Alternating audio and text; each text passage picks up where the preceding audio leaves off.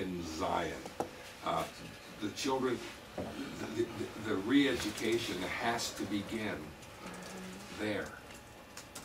And there has to be a commitment at every level of the church to teach and reteach the doctrines of the kingdom. Decide what you feel is from the Lord. There's some good material out there, but the issue is, and this is the real challenge, and don't throw nothing at me.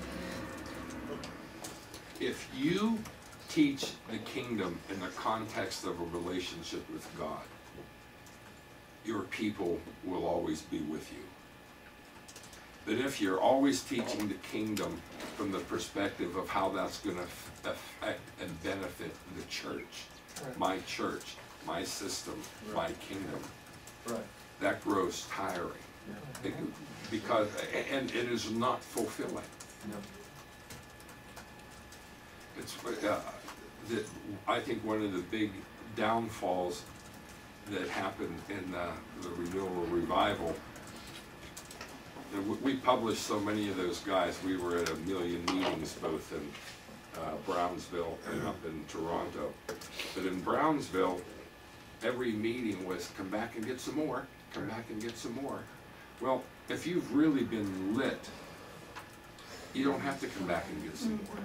You go light fires somewhere else. Yeah. See, there's a difference between a gleaner, a consumer, and a fruit bearer. Fruit bearers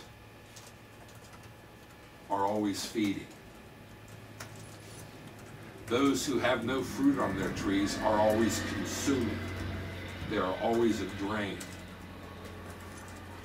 And those who are always a nickel late and a dollar short are gleaning what's laying on the ground. The goal is to understand that once our fire is lit, we're lit. And there is the constant sense of go, go, go.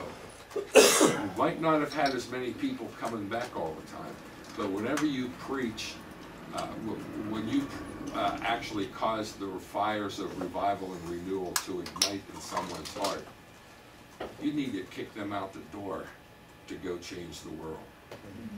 I mean,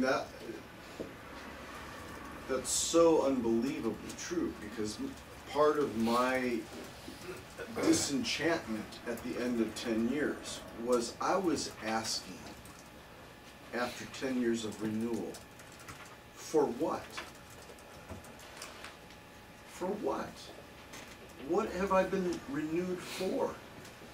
It must be for something. Certainly it's not to keep coming back here. If renewal is a bucket of cold water being thrown on somebody to wake them up, but they keep lying in bed and you keep throwing more water on them for 10 years, they just become waterlogged unless they get out of bed and do something, for crying out loud. It's got to be for what? That question must be asked. For what? Why was I renewed? When we lay foundations like that, then people always understand they were born to serve, but not another man serve the Lord. There are people called to serve in the ministry. You know, in fact, we publish a lot of books on armor bearers, and all those are valid ministries. But the vast majority of people find themselves in the local church becomes a black hole. You get in, but you don't get out. And if you do get out, you only leave in pieces. And you end up destroyed because there's not that.